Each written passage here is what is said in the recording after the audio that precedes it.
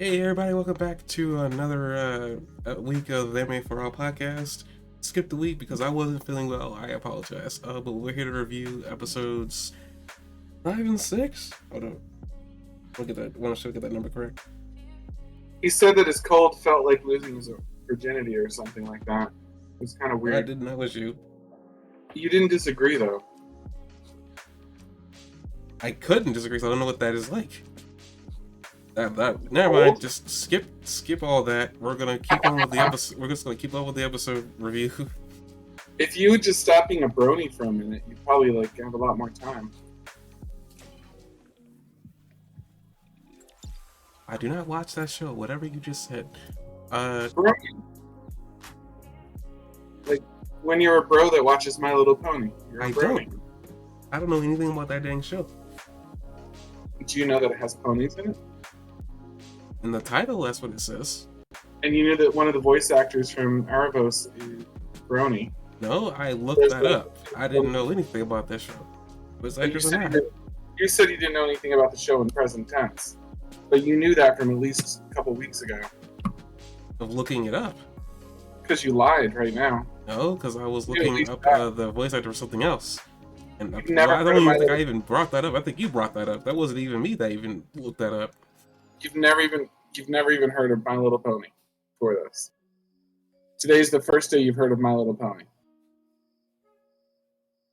No, there's a trap in there. Oh, I never watched it. When you said I don't know anything, you started. Well, now see the story's changing. I don't know anything about the show. I don't know anything about the show. I don't know anything about the show. I don't know a dang thing about the show. Could care less about the show. I leave it up to you to make your decisions on who's telling the truth here.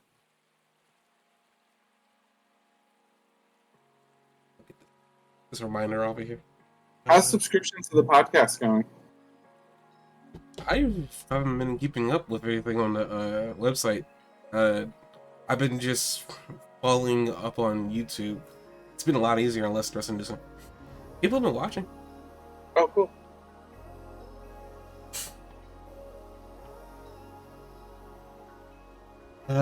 Episodes 5 and 6 of The Mystery of Erebos. We probably should preface that that's what they're calling the show now. Dragon Prince, The Mystery of Erebos. I suspect that will change when the mystery is gone, because we're getting really close to revealing a lot of the mystery. I guess with that, we're going to just review, like we normally would, episodes 5 and 6. Starting with episode 5.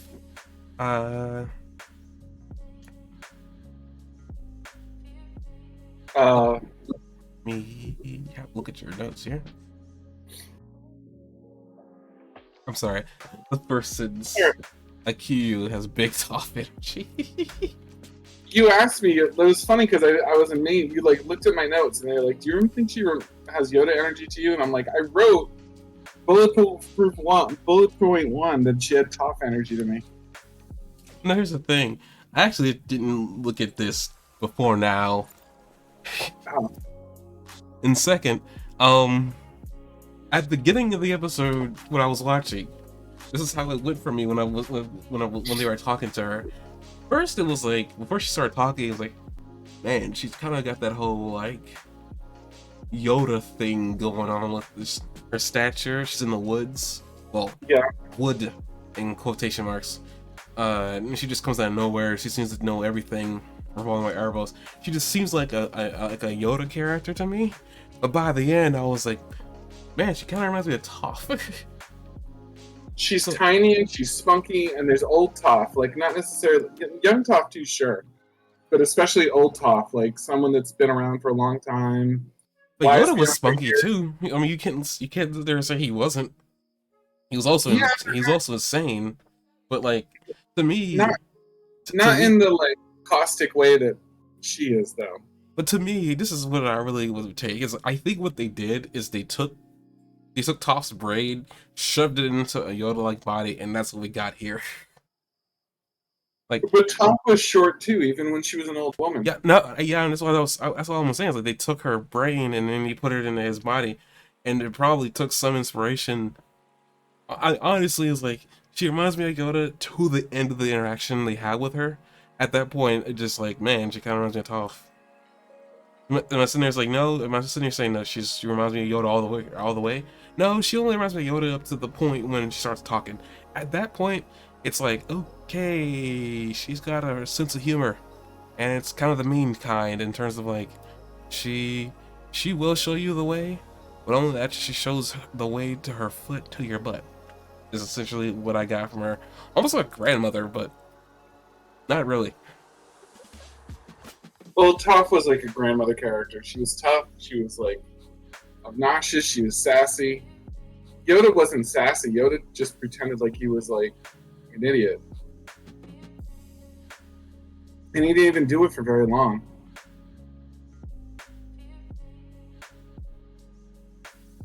She just the wrong show. What the heck? No, no. What? Nothing. Spazzing out. Don't mind me. I just want to get how this episode began. The episode begins with the main characters, short of Zubeia, meeting together and talking about what they're going to do next and sharing their experiences.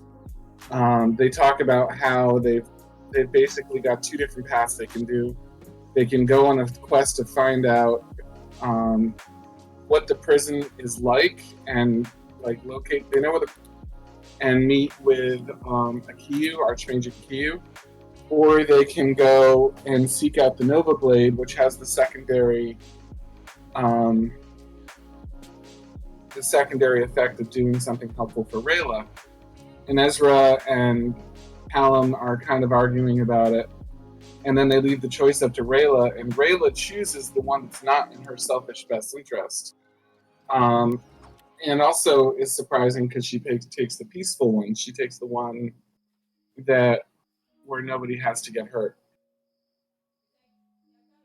So the two choices were the Nova Blade was protected by an ancient sect of Skywing Elves called the Celestial Elves at the Starscraper, which is a high tower far beyond the frozen sea. And the other one was to go straight to Erebos and straight to Archmage Akiyu and try to find the location of Erebos because Akiyu is the only other one that knows it.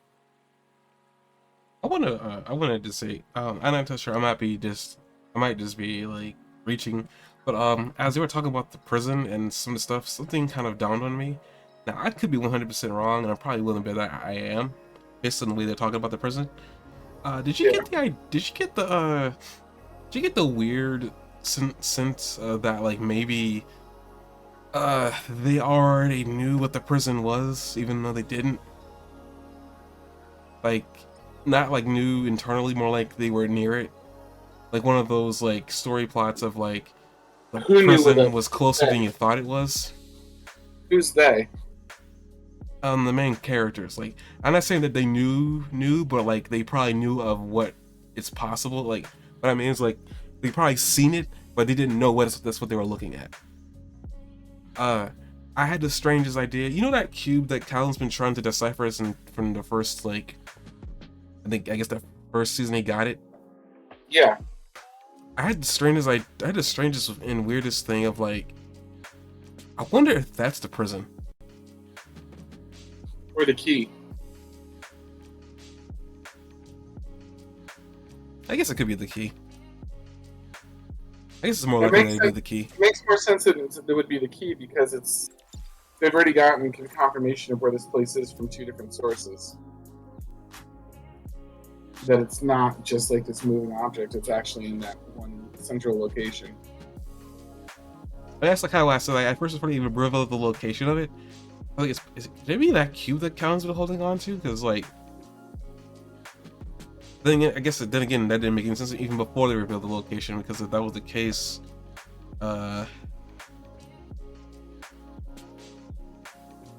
what's her name again? I was practically forgotten about that cube. No, I think he's still trying to open it because he said he was trying to decipher the Ocean Arcana, but he thought he was close, but he wasn't sure. Oh, that's a good point.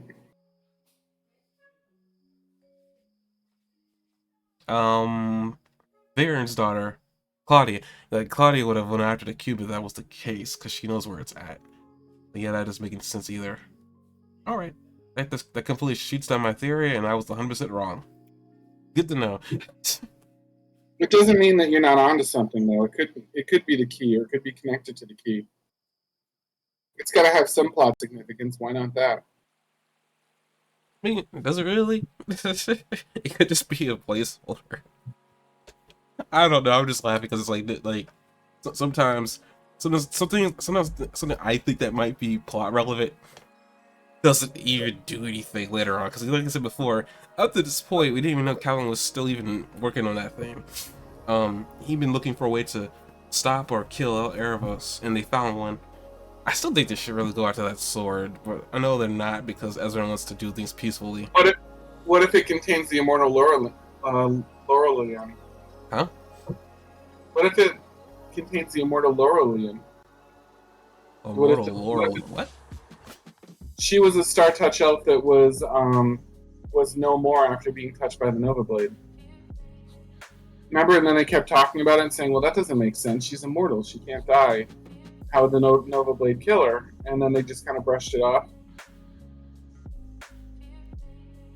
It could be containing like Laurelian, and she could maybe be. I guess I have a really weird question. We don't know that she's necessarily a bad character. She could be like the foil to the way to defeat Erebos. I got another weird question. When we started learning about star-touched elves, they made it seem like that they are rare. And at first, until you brought up that point, at first I thought maybe there were only one could only exist at a time because the way they talk about them kind of descending from heaven. But you mentioned that, I guess, in the book that I just not remembering. Thank you for that little jog of memory. It sounds like there might have been another one. Right. Does that mean that, like, could these Star-touched elves be a little bit more mortal than we know? Even without, like, the Nova Blade to kill them? Like, is it possible that it may have been, like, a different type of elf until something happened? Because, they bring up, like, how about elves, as we're talking about, like, this happens in episode 5? It could be happening in episode 6. The prince from the Sun-touched elves brings up that his great-great-grandmother saved a bunch of culty moon shadow elves from being killed from using their blood moon magic. I'm guessing is what it, or blood, yeah, I guess blood moon magic. But they were saved to live. But that's a different type of elf, I guess, altogether now, even though it's a derivative of the moon shadow. What is the moon shadow elf? Is the assassin one that we see in the next episode? Is that true? No. What? Rayla's a moon shadow elf, but what is the evil elf that they talk to? As I said, that was a moon shadow elf. That was a moon shadow elf? Yeah, it was, because they studied the type of magic that allowed them to control, or something to do with blood magic. I think is what it sounded like from what I can remember. I might have to go rewatch it to really get the idea of what they're supposed to be, but I feel like she's a derivative of what the Moonshadow elves were. Like she's not really a Moonshadow elf anymore because she's converted and transformed. Because he mentioned that's what happened to that group, is that, you know, they changed to gain more immortality. Mm-hmm. So I'm just trying to think, like, is it possible that maybe they were more immortal? The Star-touched elves were more immortal than we thought. Maybe it's possible that they were an elf that ascended. Again, it would pay to the whole Moonshadow elves being touched by heaven or angels, whatever they mentioned about them. Or it could mean that they are immortal, and we're going to learn how eventually. I'm pretty sure they are immortal. I mean, they wouldn't bring up the word immortal in this show and toss it around willy-nilly. I don't think maybe they weren't immortal at one point, and then it became like if they weren't a Star-touched elf at some point, maybe they're like maybe the Star-touched elves are a higher level of elf, and then there's something below them that only they can ascend to, possibly, which makes them immortal. Maybe, yeah. I don't think anything starts off in this world immortal. Am I wrong?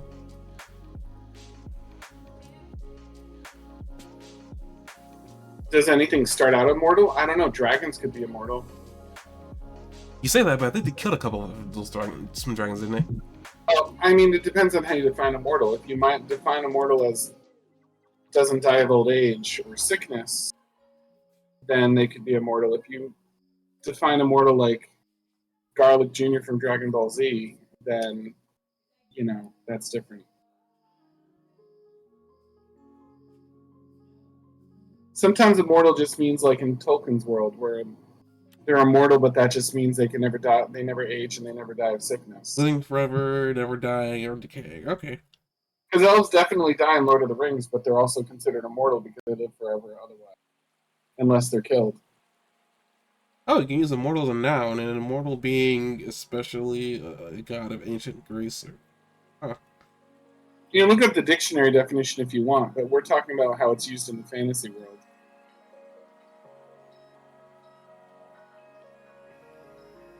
I mean, it doesn't seem like it's too far off from what from the dictionary definition.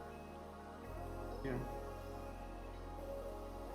It's just used a lot of different ways in common literature.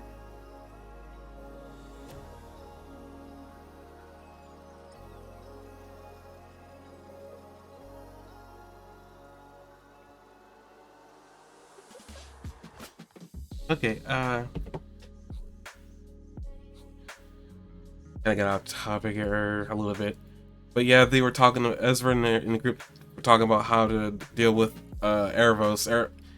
Ezra didn't want to kill him. I mean, I guess not really a shocker. He wants to lead a peaceful kingdom anyway. He rather conflict be talked about and resolved peacefully versus violently, which there's some merit to that. It's kind of interesting that it's Hallam the one that brings up the sword and about killing Erebos, while the younger brother is like, I want to keep him in the prison. I guess one small detail they completely gloss over and we don't ever hear about, and we kind of see the ramifications of, is Zubeia, the Queen Thunder Dragon. She keeps her injury a secret from she pulls the dragon over the gang. What's kind of interesting about the parallel there? I told you they've had parallels between the two groups. If you see that scene, she pulls over the wound over, her wing over her wound, and it's glowing a little bit, and she pulls back, and Soren sees it. And then they cut to Pharos pulling his shirt up over his neck where he has some sort of marker tattoo that's glowing that he's hiding as well. It was an interesting little parallel there. Yeah, I don't know when he got corrupted, but it was clear he got corrupted.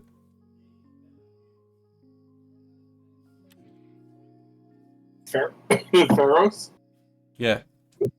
We don't know if he's corrupted. He could be connected to Zubeia somehow. He could. No, I don't think he was even involved in that fight with Zubeia or anything like that. Well, we what don't kind know of connection you talking about? We about? don't know what it is. It could be anything. At 4 minutes about. It looks purple though, and it looks like it could be corruption. 440. Yeah, it does look purple, and it does look like corruption, but we don't know that for sure. And what would the corruption be, and what does it mean it's there? I mean, I believe it to be corruption. I just don't know when it happened. At least that's my belief. Oh, granted, he's not really showing any signs of being hurt either. It's just that he pulls over his purple marking. Right. But he's hiding it. The other one is red and black and really awful looking. Well, there's some bruising on that if you really look at it on Akos. There's some bruising around it, from where it looks like it could be a scratch mark. Do you mean on Zubeia or on? No, Pharos? on the Sun herself. Pharos. Pharos, yeah, sorry. If you really look at his wound here, well, not wound, or whatever it is, it looks like there's some bruising there. It's faint, but you can, because of his dark skin, but it's you can see it's there. Like it looks like it was like it could either be a scratch mark or something. Yeah. I don't know. It's very interesting though. Because when I compare it to her wound, if I have can get a good look at that, At around 4 minutes.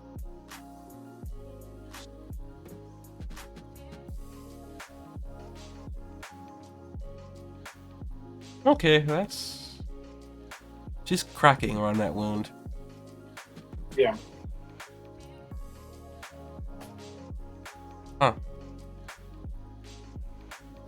Speaking of that, like, I'm surprised Soren didn't like bother like saying that this is a little bit more concerning than it looks. But then again, I guess those aren't cracks, maybe veins. But I guess Soren she didn't want them to worry either. But I don't know. Soren could just be respectful of the dragon. The dragon pushes back pretty hard when he even mentions, "Hey, maybe you should Yeah, I take the know. I night mean, off." I'm very sure just he's respecting her wishes. It's just, oof. I was already sweating this when it was happening, and I was like looking for any moment that she would go crazy. But it's funny that it didn't happen at all in these last two episodes. Yes, it Well, did. At the last minute when her eye opens and she's corrupt and yeah, but Drax. she didn't do anything. We don't know if she left the cave or not. I mean, they don't even No, like when she goes to drop them off or at the at the on the land that they were trying to go and find Akio. And she told him like this is where she is, and she left. It didn't seem like I will say at the end of the episode, her eye looked very different. But it's like we don't know if she left the thing or not, or even if she did leave it. Where did she go? she go anywhere, but it's going to be hell when she does. I mean, yeah, either way it's dangerous, but just like I assume that she's still there, and when we pan back to her is when she leaves. That's my assumption. She's the most dangerous thing in the world right now, even over Erebos. Anything happening with these guys? No. Then we pan away from like the Sun Touch elves to a scene with Claudia and her boyfriend, and with Viren's lifeless, well, not lifeless body, but like movementless body. I thought this was strange. I don't remember this. I guess this is what happened to him after he woke up from his dream. He's been in sort of a trance weird mode because he has some consciousness, we know, because he puts his hand over, what's his name, Gollum character, Sparkle Puff. So he puts his hand over like Sparkle Puff's mouth, so he has some level of consciousness. You see him look at dragons and things like that, but he's mostly not there. I mean, yeah, he covers them up and he just like, I was like, "Whoa, that's interesting." What was I about to say? Oh, I guess speaking of like the dragon that they were running from, apparently that was the same dragon the entire time. So either that dragon was smarter than he appeared, or like it was just dumb luck. Yeah. And I'm gonna lean. I'm gonna give the dragon the benefit of the doubt. I'm gonna give the dragon the benefit of the doubt. I'm gonna say that it was smarter than it appeared. Because if it's the same dragon as Claudia pointed out, which I find that interesting that she was able to tell that. Like, I'm pretty sure there's more than one dragon that looked like that. So the fact that she was able to detect it, if it was the same dragon that they first saw is amazing. And the conversation that they have with this dragon kind of like, I guess, answers your question that you had last time about like, was that dragon dumb, did not see them? But apparently, I guess at some point it did, or it already had seen them, and it was trying to like. That's later on you see the dragon like do a sneak attack and go into the water.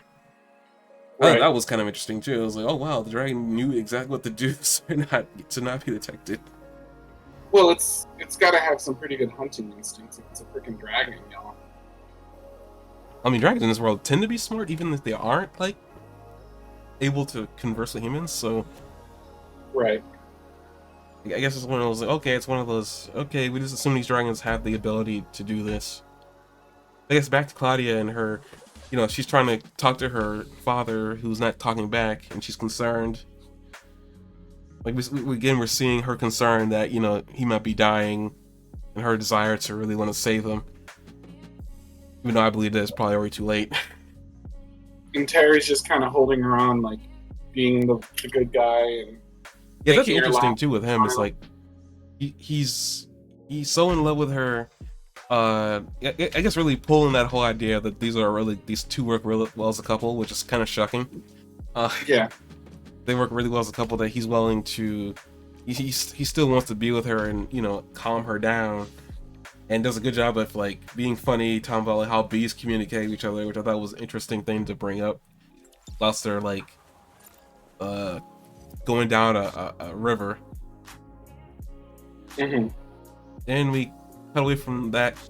And Terry doesn't seem to sleep, and Sparklebuff doesn't sleep. It's a really weird combination.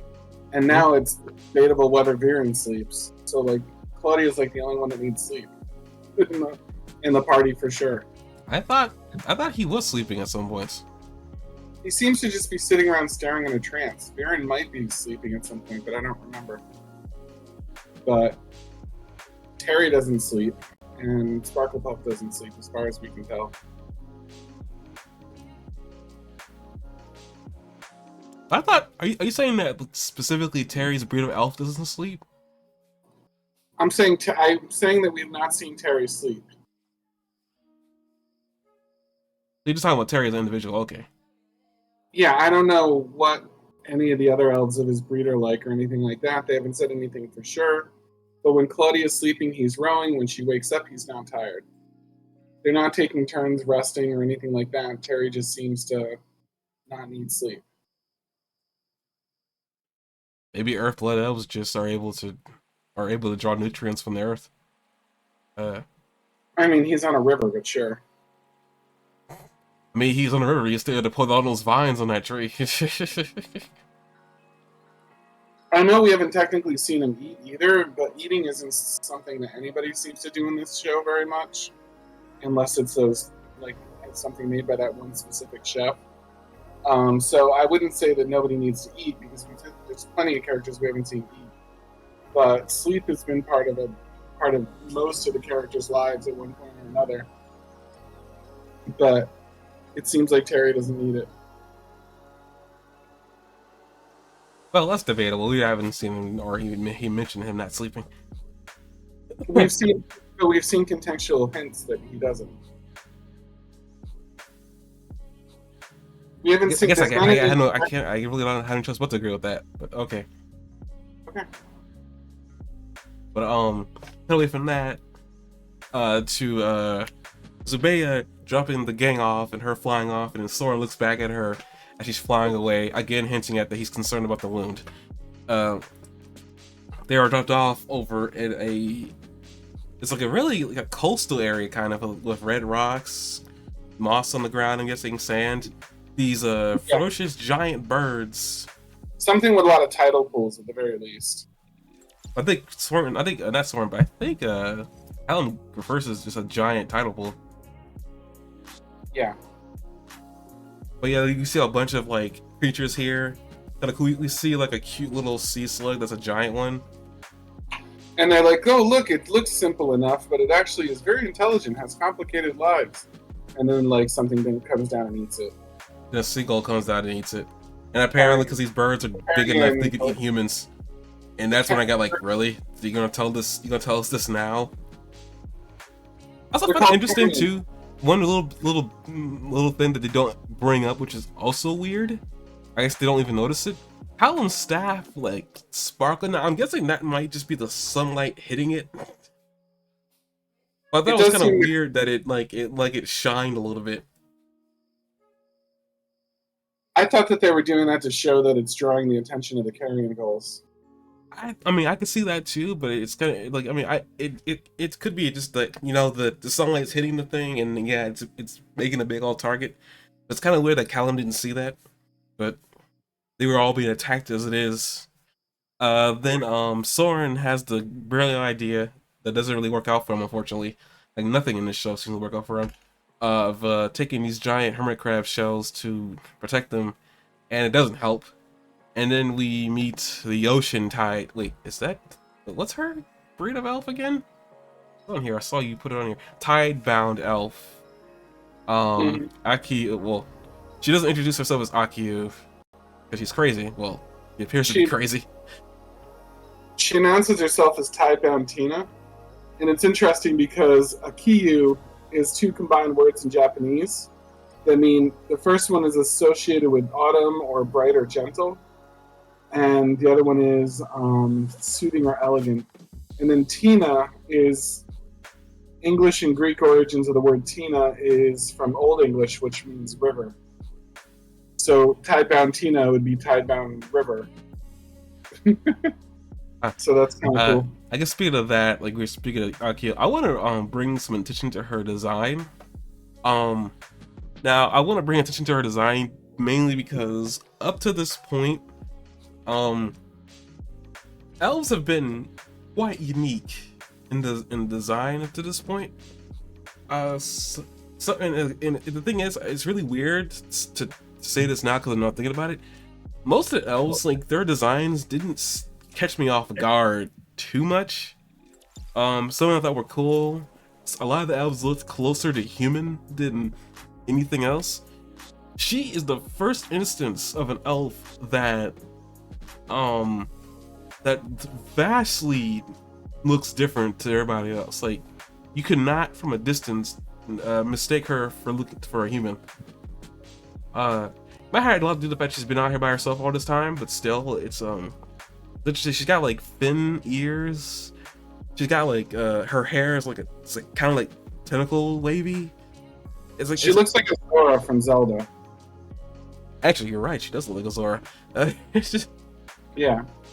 she got all this like she got all these shells on her. It looks like she's got some things living on her. I'm guessing. It's like it's actually kind of crazy. She looks like a hermit. Like if you really had to like cast her or something, she's like it's she's got like snaggly teeth. It's actually really interesting. Most times if they were gonna introduce a female character, they'd probably make her look pretty. They didn't do that here. She probably is a hermit. I mean, based on the way she's like walking with the staff, and she got a couple interesting designs on her too. Kelp on her belt looks like it. Her outfit kind of reminds me a little bit of the waterbenders. Yeah, it would make sense given that she's like a water mage of some sort. I'm just not noticing it. I'm just not paying. I'm putting attention to it because I'm just not noticing it. Yeah, she's got a really unique design. Like her face is like, it's kind of like pale but fades into blue everywhere. It's actually really cool. One eye's big, one eye's squinty. There's a lot of interesting things about her. She's very consistent with the artwork of the town in the next episode, though, too. With barnacles randomly growing on her and all that stuff. Oh, that's probably what he is. Then he's an ocean bound. Oh, a tie bound. Okay, I was wondering because I was wondering if he was an elf or not. Okay, we'll get to that in a minute. Mm-hmm. But yeah, she's a really cool, interesting like some character design, and then on top of that, as we were arguing before about like her, like who we were seeing in her, here up to this point, I was like, man, she kind of reminds me of Yoda. But then she starts speaking, and it's like, okay, I'm reminded. The laugh for sure reminded me of Old Lady Toph. Absolutely. I see old lady Toph very strongly in her. If Toph was a waterbender instead of an earthbender.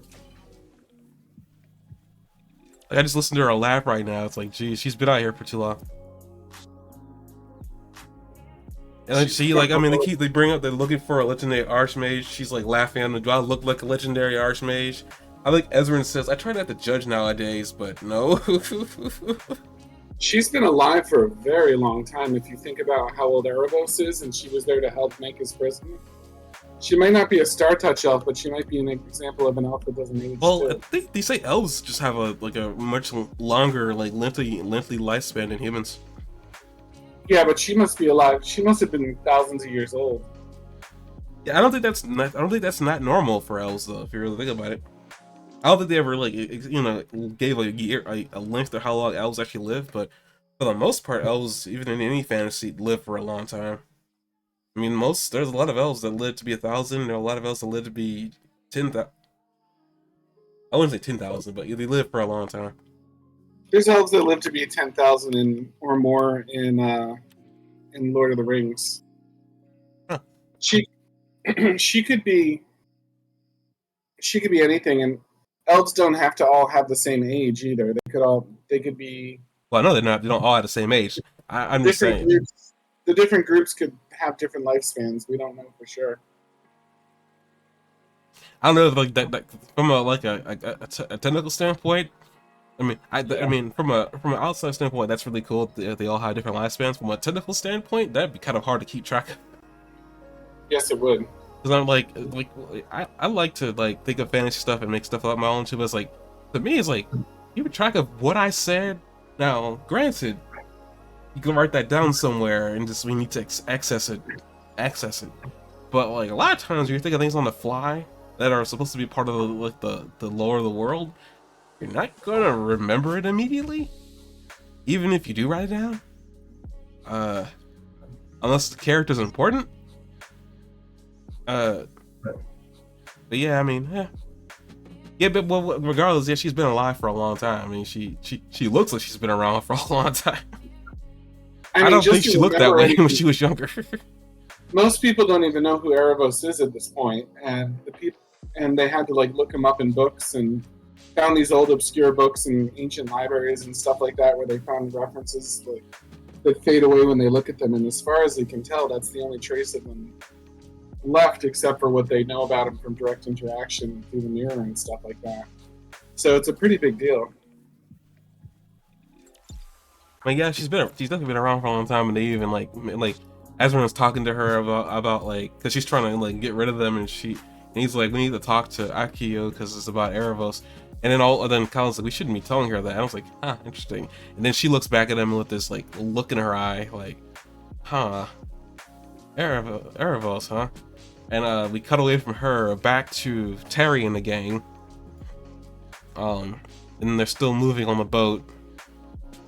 Yes, another instance of like Terry not sleeping, but then again, it's still daylight. But I guess another instance of like these two working well as a couple, which is really weird. I feel bad for him, and this doesn't work out for him. Yeah. He's putting a lot of time into her, and it doesn't seem like she's reciprocating too much. Like she only seems to reciprocate whenever he's like really laying it on her. She always warms up to him, but she's too busy worrying about her father. Yeah, so she's like worried about her father, and then he's like bringing up like bees don't need words. I thought that was funny, but I guess it makes sense he wouldn't know this because I assume the Earth Blood Elves are tied into nature, based on a little bit that we have seen of him. And I think we've seen an Earth Blood Elf someplace else. I think. What do you think about the fact that Sparklepuff starts rowing for them? Does he? And like, yeah, he does. In that scene around, I don't know, 10:35 or so, when Terry stops rowing, Sparklepuff picks up the thing and starts rowing too. And when they start dancing, Sparklepuff at 11:06 looks back at them dancing and kind of smiles, and the smile gets bigger. So it's like not an accident. Okay, so I do see the rolling. I guess I forgot about that. I do remember the smile, but like, all I could think about, I was like, these two are gonna die soon. It's like what I was thinking was going through his mind, at least in my own head canon. Yeah. I guess at least in my head canon, that's what he was thinking. I don't like. I thought it was interesting that he was like smiling. He seemed to be okay with the relationship, which is also weird. I don't know why we would need to see his approval, but whatever. It's like he smiled at like something wholesome happening or something, because it widens as they continue to act like their antics continue, and he even pauses in his rowing to watch it for a second. But anyway, I thought that was interesting. That's like, yeah, I guess another interesting. You can like first time we've seen that Sparklepuff has any hope as a character of being something other than evil. I guess another thing I want to bring up that like something I noticed as I was watching this episode. I don't know how long ago this is probably even a part of her character design. Was her earring always visible? Yeah. Okay, I just want to make sure. I was wondering because like I thought it was interesting. I started noticing her earring and like later on in the episode, I was like, why I feel like I'm being drawn to earring? Okay, so it's always been there. I've just been non-observant. You mean Claudia's earrings, right? Yeah. Yeah, we've mentioned those since season 1. These particular ones? 'Cause I thought the ones you were mentioning, you talking about, were like a little bit different. Maybe it's been so long I haven't. I stopped looking. Let me put it that way. Okay. But I I noticed wouldn't. your earrings in season 1. I don't know. I thought they looked different. I just thought it was kind of interesting because I know I don't think Claudia had her hair in a braid until this season. I want to say. Yeah. So I think her hair was always covering her ear, but it's an interesting character design, I guess, in they're showing here. I guess it's more. I guess they just wanted to have her hair in a style. I'm guessing is what they were trying to do. But because I kept on being drawn to her earrings and some of the scenes that she was in. So I don't know. Maybe it was just me noticing her earrings. But okay, moving on from there. But No, they're just. I'm looking at pictures of her from other seasons. They're the same earrings. he's like telling her like she can dance to convey her feelings to her father. And they go on from there to Akeyu leading them to, well, Tina leading them to Akiyu, who we don't know it's her at the time. She brings them to like a pool of water, and then she's hoping to like deter them by saying, "Next part of this is underwater," hoping to deter them. And we see her jump into the water, and Ezrin just shrugs his shoulders like, "Oh well, going in," and everybody follows. I'm guessing was Rayla's fear of water something we mentioned before? Yeah, but only I can only remember one other time, but they have mentioned it before. Was this a season or 2 seasons ago? There was one in this season, and then there was, I don't know, but I'm assuming in the past before that too. I can't remember where, but I remembered remembering that. Okay, I just want to make sure because I wasn't certain because like when I was seeing it here, I was like, they're kind of addressing her fear of water, almost like you should know this. Like I couldn't think of when I feel like I should know this, so she's afraid of water. Okay. Yeah. Rayla asks like how to shove her into the water, and he's like, no. He holds her hand, and they jump into the water at the same time. We see Soren in there. I thought it was kind of funny versus everybody else who was swimming. Soren was just like running underwater with bait. Because he's got so much armor on. I guess. I just looked at it as kind of funny that he was doing it.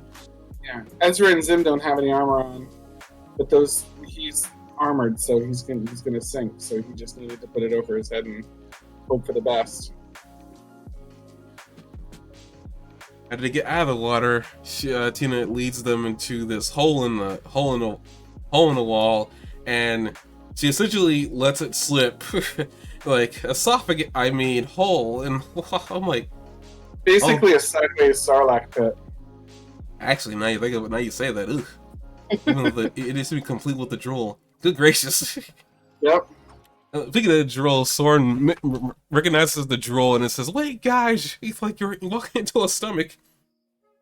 I'm right? like, geez. He's the one that recognizes that what's happening here. He's been more observant lately. He's also the one that recognized the damage in Zubeya.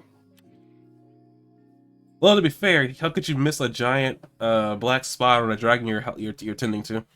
Especially when the dragon lands and flies off and they like has her wings spread out, but nobody else comments on it or seems worried about it except for him. Did they even know that she was attacked by one of those things? Because I know they mentioned that like if you get attacked by it, those like evil eyes beasts, you become corrupted. I don't know. He knows it's a bad idea. That's about it. But yeah, that's true. After he's begging Tina to release them, and then she mentions that she didn't want to have to do this, but they were looking for Erebos. I was like, so many communication, so much miscommunication.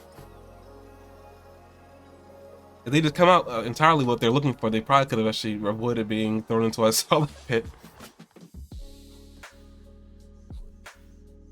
That we cut away back to the Sun Touch guys.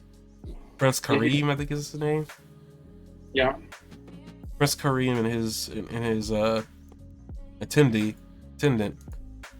And this is like apparently after like him like we're finding out what his plan is to bring back the sight of the Sun Dragon. Yeah. So they just sort of slam you with some plot here. It's a group of Moonshadow elves use dark powers to prolong their lives and enhance their dark powers. Order of the Blood Moon is the name of the order. When Avazandium seized power, the cult was Avazandium is the king of the dragons, I believe. Am I correct on that?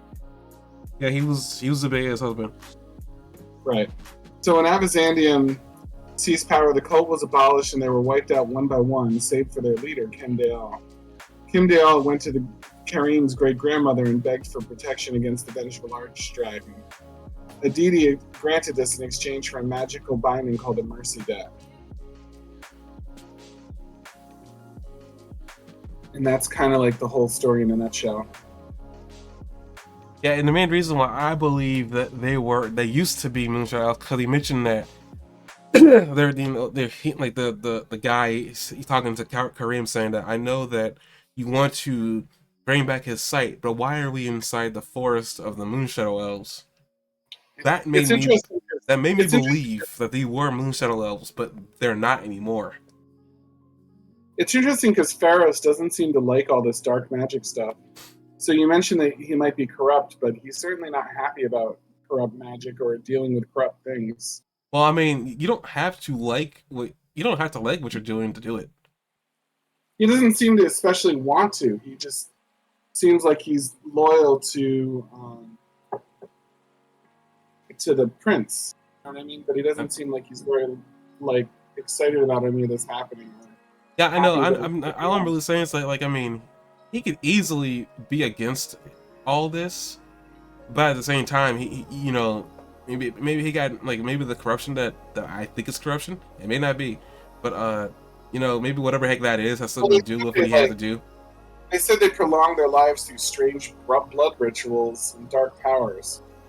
They gave them dark powers, so that sounds like dark magic to me. Especially if Avazandium was so upset about it and needed to wipe them all out. It's weird that there's a cult at Moonshadow Elves doing this, though.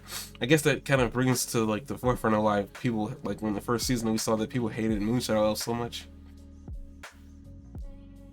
Moonshadow elves seem to be one of the darker like elves, like they're assassins and things like that. You don't see such directly unfriendly elves very often in this, like as a culture. But again, all the different groups of elves are different. That kind of makes me wonder now that this has kind of been as you say, the lore has been dropped, and well, at least I'm gonna assume that this group is like an offshoot of Moonshadow Elves until otherwise stated. I agree.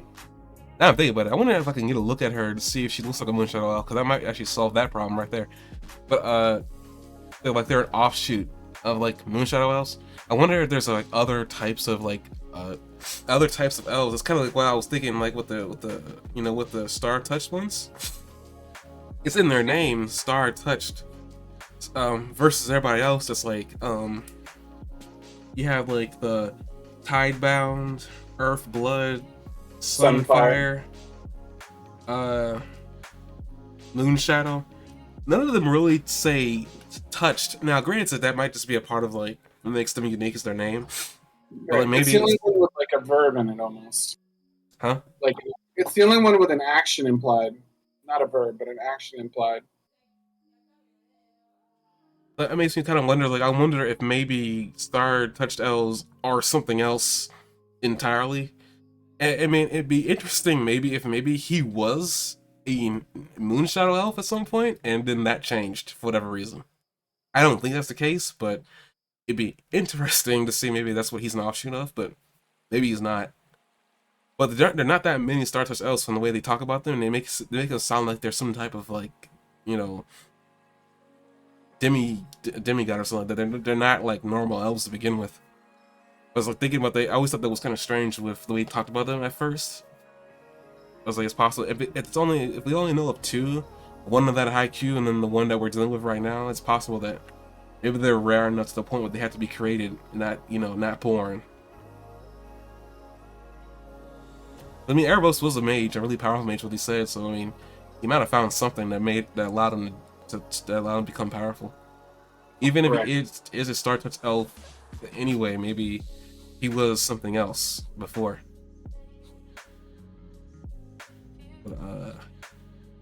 the Prince Korean walks into this really dark looking crypt with a lantern that he decides to light, and then as you said before, his attendant, he's like, I don't like where this is going. Maybe we shouldn't be, colluding with such ilk. I guess that happens later after we go back to Soren and the gang, but later on he tells Karen that he doesn't think they should,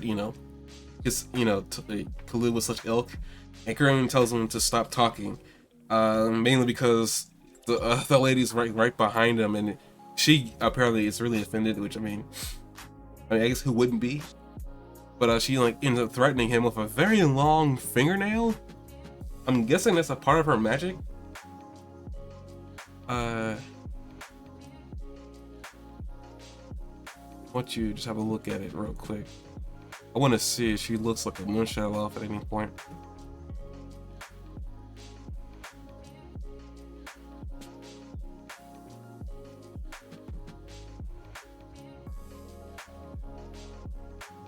Man, she's really creepy.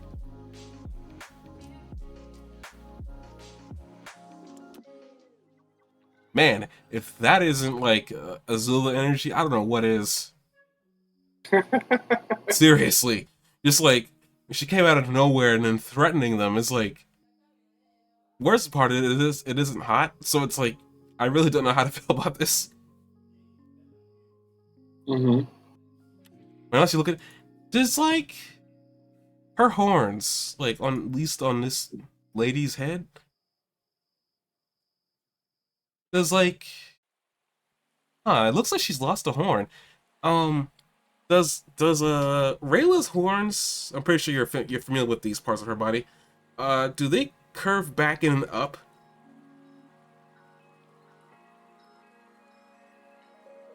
No, they curve left and right, kind of, and backwards, but not up. Having a look at her horns, actually, they look like this lady's horns. Actually.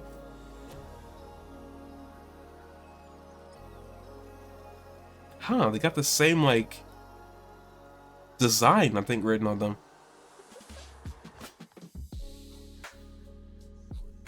And she's got, like, a tattoo, like, marking on, like, under her eye, coming off of her eye, like Rayla does, too. Well, not really. It's, like, different enough that, you wouldn't mistake her for Rayla. But, huh. They're different, but similar enough that I think I could safely assume that she is in fact a Moonshadow Elf. Right. Or was. She could be. The fact that one of her horns is twisted could just be a sign that she's twisted herself.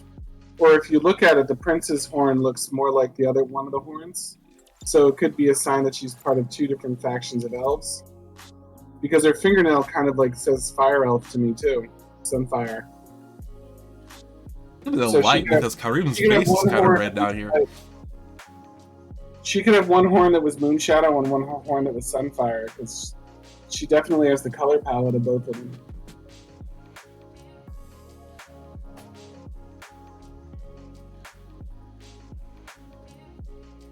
Does she have like fangs all over her mouth? At least she does. That is creepy. Oh, she's even got like a tattoo on her forehead.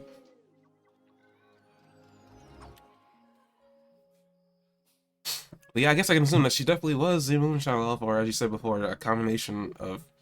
It'd be kind of weird, but okay. She could be a hybrid. There's no reason she's not. I mean, yeah. I mean, there's nothing stating that she couldn't, but she could be a completely new type of elf too. So we just don't know for sure. But okay, we're done with that part. We can go back to the stomach acid, or the hole in the wall, the Starlight Pit.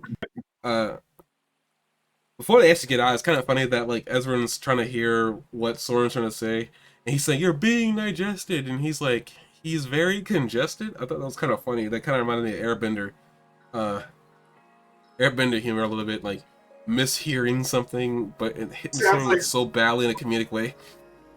it's kind of an Aang move. But then like they hear a gurgle, and then it's like, I think I understood what he said. We're being digested, and then Zem electrocutes the surroundings to get the guy to get the get the thing to spit him out. After that happens, Callum just calls out saying that, wait a minute, you're not Tina, you're Akio, and then she's like, like, oh, you caught me, like face. Yeah, and she tries to lie like 6 more times after that about different things, and they keep catching her, and then she's just like, the gig is off for her after that. But like with her, we cut away back to the gang, Terry and his crew. But we'll continue to finish off this little bit with Akiyu before we talk about them and move on to episode 7. No, 6. Shoot, jeez. But yeah, she tries to rub off that she's who Callum calls her out to be. Jeez, that's a lot.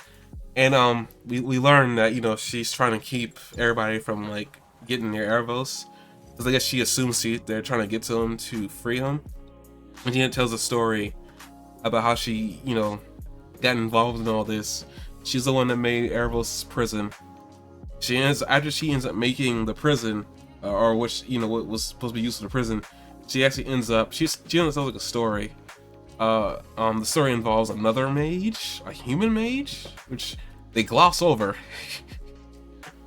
The human mage is called a jailer, which is interesting, but they gloss over that really quickly. They don't even counters even ask like a human mage. What?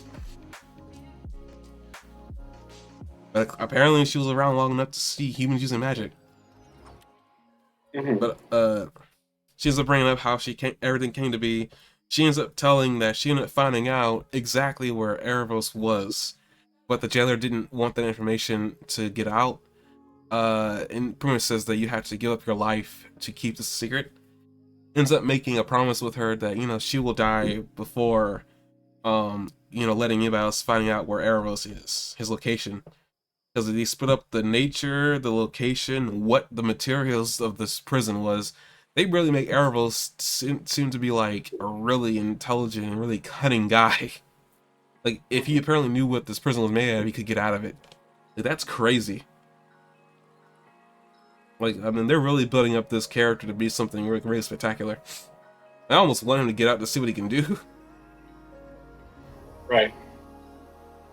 But, apparently they can't let him know anything.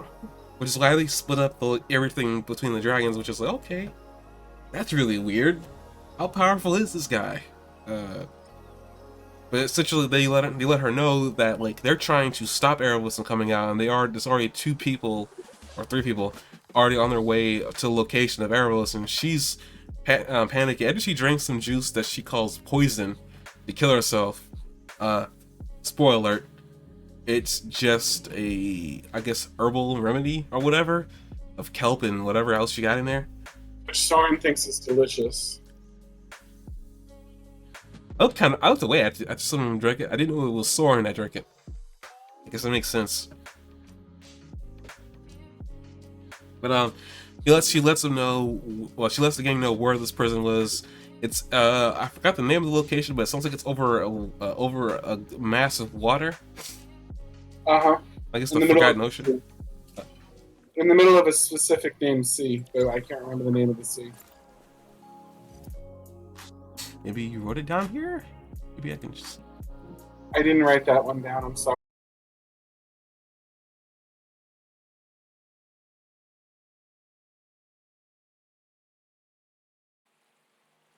And... we're back? We'll be Connection back. successful. We're back. Continue what I was saying. I forgot what I was saying. Oh yeah, we did. I didn't remember the name of the ocean. It begins with a C, but I can't remember the name of the ocean. Well, we'll hear about it eventually again because they're heading towards there anyway. But they find out where it is, and then before they leave, Akio gives Callum The sea of the cast out. That sounds lovely. But Akio gives Callum an amulet to help out with like the Ocean Arcanum, which we now learned is something that Callum is trying to learn to trying to decode. But okay, at least when we now know he's still trying to learn magic. New types of magic, yeah. They seem to need a talisman for each type of magic they use, so he'll have an. I'm assuming this is going to give him access to ocean magic, like the staff gives him access to air magic. Is that what the staff is for? Giving him access to sky magic? I believe so, yeah. Okay. I wasn't sure. I thought it was just used to help him channel magic energy, but if it's just specifically made so he can use sky magic, okay, that makes sense. Especially that staff used to belong to the guy that died. I hope they don't kill her to give him access to her magic, because then we're looking at like we're looking at something that's going to happen every time he wants to learn a new arcanum. I don't think he's going to kill her. I think the Ocean Arcanum is just going to hook him up that she gave him. I'm not saying him going to kill her. But I'm just saying that, like, the last guy died and he learned how to use sky magic at that point as he was falling. Like, he hasn't learned anything new in the last couple seasons now, and we're now getting a hint that the Ocean Arcanum it's gonna finally reveal itself to Callum. It's a pretty big deal, though, having access to a whole new element. And I just hope that the way that they do it is not setting a precedent for killing other elves. And so far, she's the second elf that has shown at least a modicum of interest in helping a human out. So, like, I mean, that's cool.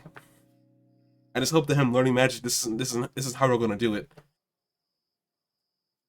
Keep her alive, considering that she doesn't seem to be much more involved in the show at this point.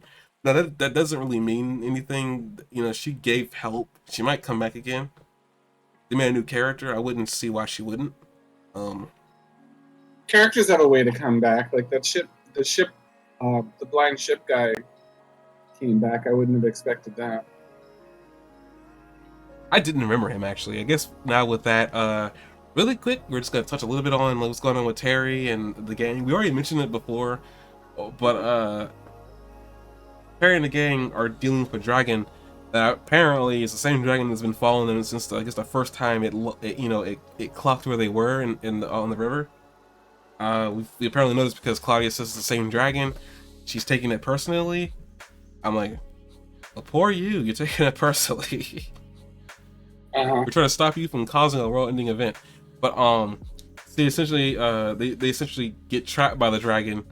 Dragon's about to, I guess, attack. She ends up pulling a dark magic stunt and pulls water. I guess pulls his magic attack away from him, circles around her, and then shoots it back at him.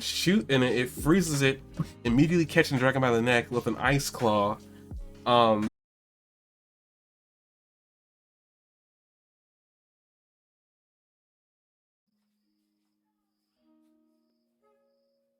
Hey, at least what we got here. Renew it.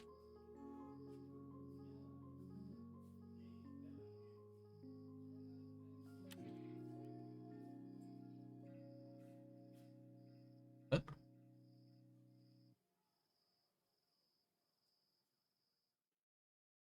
Oh wait, I didn't type that in correctly. Did you?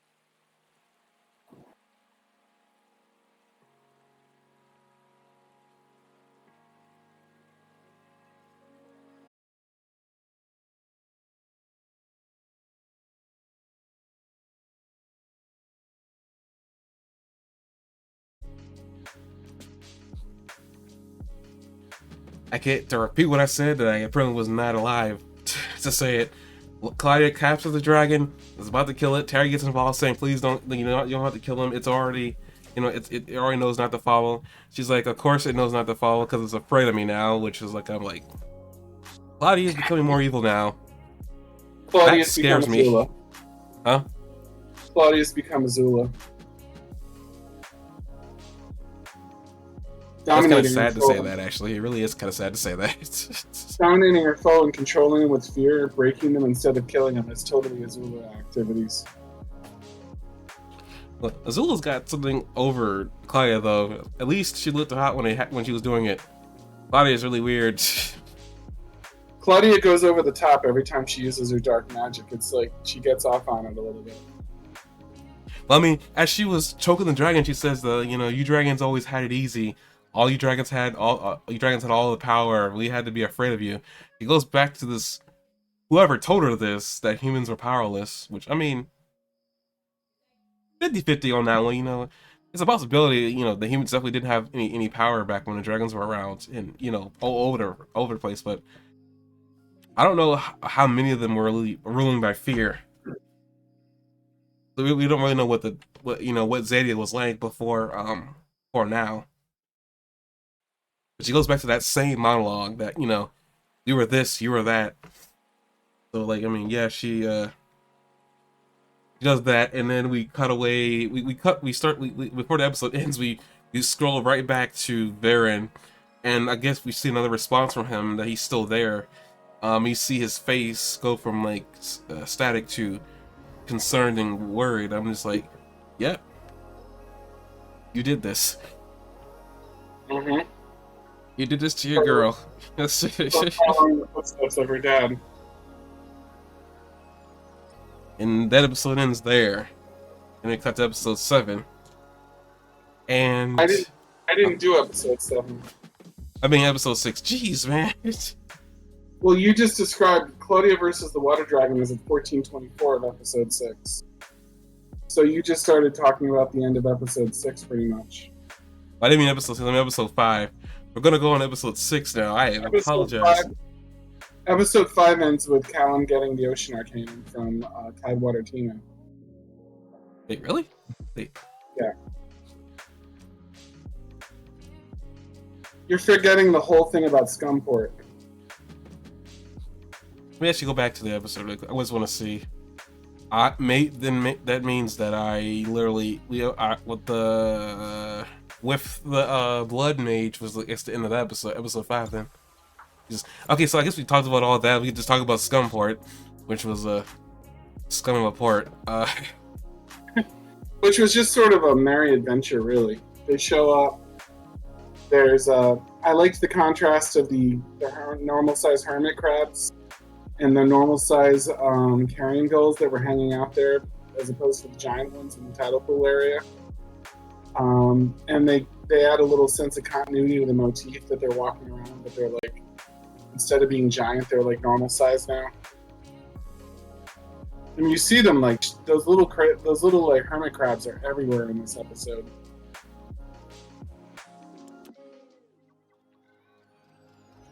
I guess like the entire town was a contrast because like I mean we haven't seen a city quite like this one in like normal in the normal society. Like these people are literally off in a different part of the world, dealing with goods, trades. It was interesting that Ezrin had to not be the king for the first time in a long time while walking around this town, but wasn't really successful because he wanted to get a boat, a specific boat from the mayor, I guess, of this place, who himself was a scumbag. And you see them go full circle. A few seasons ago, Rayla was in the town full of humans, and she was the misfit that had to hide her identity. Now we see Ezra and everybody else hiding their identity, and Rayla can just sort of be herself. And she's sort of much more native to this land because she's been there before and she knows the ways of the place. Yeah, Rayla mentions that she had to come here and do some things that she wasn't proud of to look for Varen, but we know unsuccessfully. But she still came here. And here's another time when she's jumping on that boat when she pays the coin, where she's afraid of getting over water. She kind of like stumbles into the boat because she's afraid of water. So it's another like revisit of that scene. Maybe she'll get over her fear of water, I'm guessing. Or she'll probably have to face it or make some sort of sacrifice and be brave because of water sometime soon. They're definitely building up to that. Yeah, we Ezrin has to take off his crown, and I find it kind of interesting too that they don't really deal with money; they deal with trades here. So you have to be able to trade something to get some goods. I like how apparently bait is like not only is bait yellow for the most part, like he's the most valued treasure that this mayor wants in exchange to give Ezrin his boat, and Uh-huh.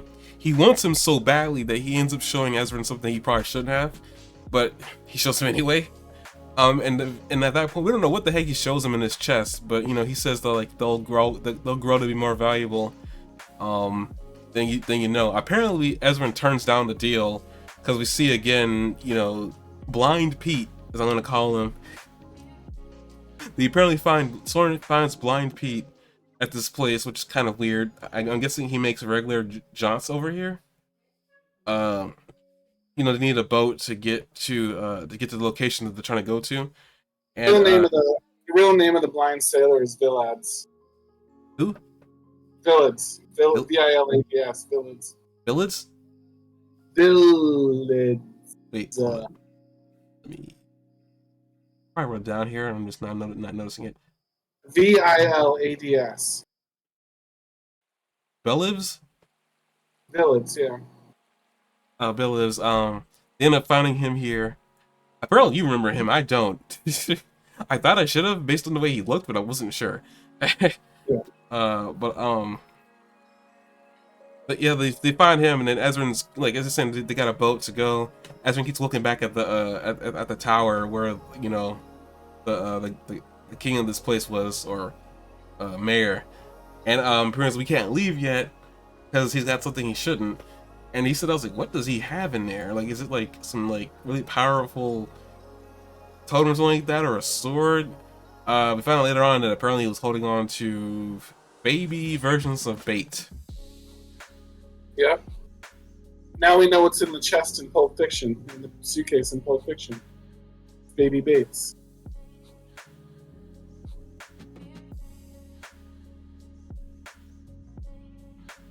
So I'm just blinking because I never watched Pulp Fiction. Oh, I'm sorry. The whole movie of Pulp Fiction revolves around this suitcase that has something in it, and you never get to see what it is, but when they open it up, it glows. Oh.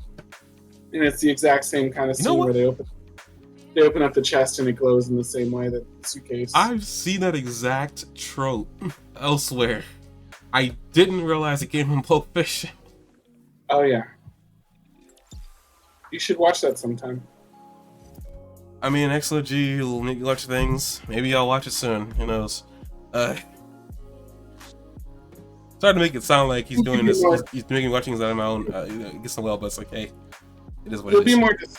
You'll be more disturbed than entertained by Pulp Fiction, but like it's like so culturally relevant that it's hard not to watch it. Maybe I'll make it so that I watch this weekend coming up. Yeah, they find out that like they pretty much steal the chest from his tower in a very overcomplicated fashion, but it involves Soren being at the head of it. Mm-hmm. Which you would think, based on that, it would fail immediately, but actually, it actually really does. It's actually really really well done, and Raylan ends up being the one that steals the key, which I thought was kind of cool. I was like, wow, that was slide, just bumps right into him like a normal, like anybody would, just to take the. I can never figure out how they do that, because to me it's like you have to bump them and have your hand moving at the same time to steal it without them noticing. And you only have 4 fingers. That is also true. It's the same way she stole the key from Callum. That is also true. So that makes come back around that she's really good at stealing. But yeah, they end up giving the keys to Soren, and this is apparently this like I'm guessing like the guards from earlier that we didn't talk about. This guy covered in I don't know what this thing was. It kind of reminded me of the golems that was in front of Rex Ineus's cave. It's Groot. It's Groot. Oh Lord, it's Groot. Oh God, it's Groot. Big woody creature. But no, it reminded me of those 2 guarding the cave too. For Rex Igneous. Oh god, screwed. I can't even unsee it now.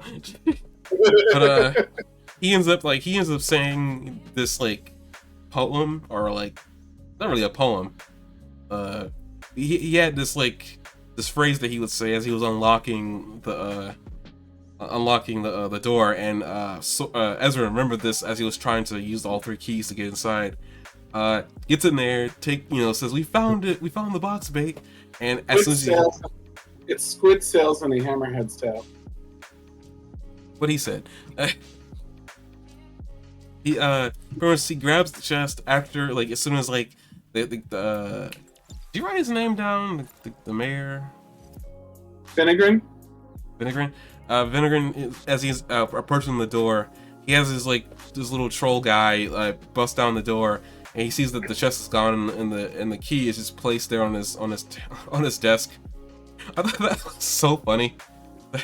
Ezra is like, here you go, buddy. I wish you put a note there. So here you go, buddy. I thought you lost these. as he's like pirate shooting down the kind of like how pirates do when they're stealing people's treasure.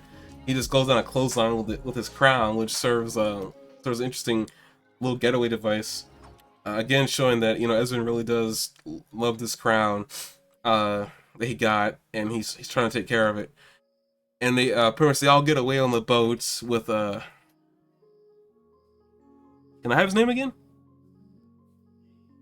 Of the guy? Yeah, It was Villains. not him, but the pirate, the Finnegan. Finnegan. They go on his Finnegan with an F. F? Oh, Finnegan. Like Huckleberry Finnegan. Okay. Dang it. They go on his boat. They make it pretty far. As they're sailing away, we see these two characters from like the waist down cross paths on the boat. One of them, I mean, on the port. I think one of them was important. The other one wasn't. But essentially, he's like Callum, as they reveal what's in the in the chest, and they say it's tadpole versions of bait. Apparently everyone's gonna get their own bait, I guess, because they all picked up a tadpole and started like cuddling it and talking they all to it. Aww. But after that They're happens, filled with awe. like Callum brings it like, wait a minute, did we leave your first mate? He's like, no, she'll make it. She'll catch up in time. And I was like, Callum was like, what, catch up? I actually thought there said she, and then we just see this flying elf make a circle around the boat and then land. Her name is Nyx. Nyx? Oh, did she give her name? She was in a previous episode. She's like a harpy. Oh. Again, characters I'm not remembering. It's alright. It's been like there was like a 2-year gap between seasons. It makes sense that you wouldn't remember every character. Nyx lands on the boat, and that's where the episode ends. Except that Finnegan sees them. Oh yeah, he does. He's like, he finds them with his binoculars, and I will be seeing him again. Arr. Yeah. Well, of course we were going to, though. Like, he's too clever for them not to have completely gotten away from him. Isn't it? Is he a tide-bound elf? He's got to be. He's got the ears and the helm and the horns and everything. I remember looking at him and I was very taken in by his ears. I was like, again, another really interestingly designed character. So far, I think he's a tide-bound elf. He's got barnacles on his knuckles. He's just a little more fashionable than tide-bound Tina.